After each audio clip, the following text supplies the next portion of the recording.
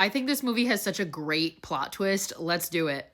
Perfect Getaway is about this newlywed couple named Cliff and Sydney, and they are on their honeymoon in Hawaii. They're having a grand old time. They're filming everything with their little camcorder. They decide that they're going to go hiking for a few days on this remote beach, and after they book the hike, they go to leave, and we see this newspaper article about this newlywed couple that was recently butchered on the island. But Sydney and Cliff don't see it.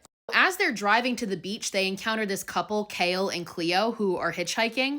Well, at first, they're a little reluctant. They do decide to give the couple a ride, and Cleo gets in, but then Kale suddenly is like, no, Cleo, get out of the car, and makes her leave.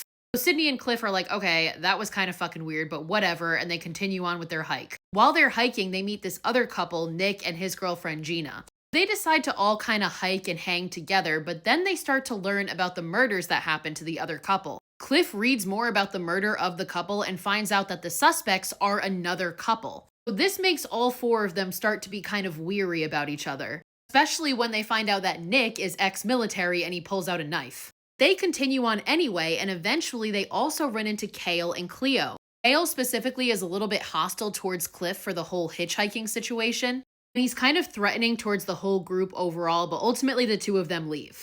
Throughout this whole thing, we find out that Cliff is a screenwriter, and Nick jokes about how he should write something about him because of his whole military experience. And he specifically tells them that when he was in war, his skull was crushed, and he now has metal plates in the back of his head because of it. So again, they continue on, but they're still all very skeptical of each other. That is until they find Kale and Cleo being arrested for the murders. They watch as the police find human teeth in Kale's backpack. So they continue on and they're like, oh, thank God, I thought it was you guys. And the other ones are like, I thought it was you guys. Ha ha ha. They all have a good laugh.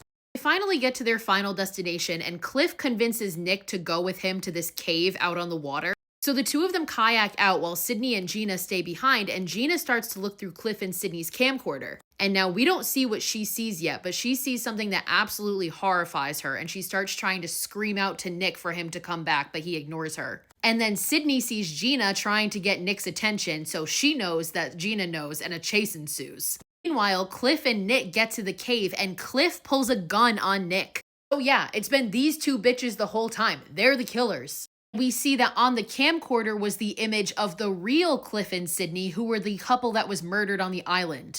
These two bitches killed them and just took on their personas. We also see that Cliff planted the teeth on Kale to frame them. Through flashbacks, we learn that Cliff, whose real name is Rocky, and fake Sydney are like high school sweethearts, and Cliff is an absolute fucking psychopath. And the two of them are drug addicts who have been murdering people and taking their identities. And they go so far as to learn about their victim's life and take on that personality. So like, Cliff is not actually a screenwriter, the dead Cliff is. So Cliff shoots Nick in the cave and then goes for Gina. With the help of Sydney, of course. A fight ensues. Gina manages to stab Cliff through the hand. He stabs her, but ultimately she escapes and she runs off into the jungle. Cliff has also instructed Sydney to call the police and make up this fucking story to make it look like they're the victims. Gina eventually runs into this group and begs them for help, but Cliff finds them and convinces the group that Gina is just high. She doesn't know what she's saying. But then they look at Cliff and they're like, then why does she look normal and your pupils are all fucked up? And Cliff's like, got me there, and shoots all of them.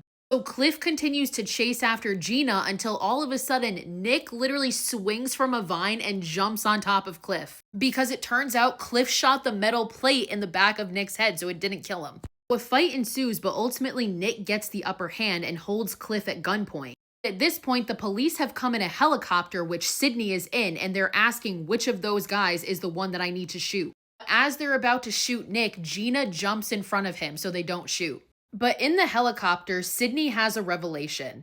She realizes that Cliff has just been abusing her and does not actually love her at all. But Gina and Nick do really love each other. So she finally tells the cops the man who is the killer is the same one that is about to go for that gun. And sure enough, they look and find that Cliff is going for the gun that Nick just dropped so he can kill Nick. But the cops shoot Cliff instead before he can get to the gun. The movie ends with Nick and Gina being saved. They're in a helicopter being taken to safety. And at this point, Nick reveals an engagement ring to Gina that he has had for a year and a half, and he was just waiting for the right time to propose. And apparently this is the perfect time, and the movie ends with them both agreeing not to go on a honeymoon, of course.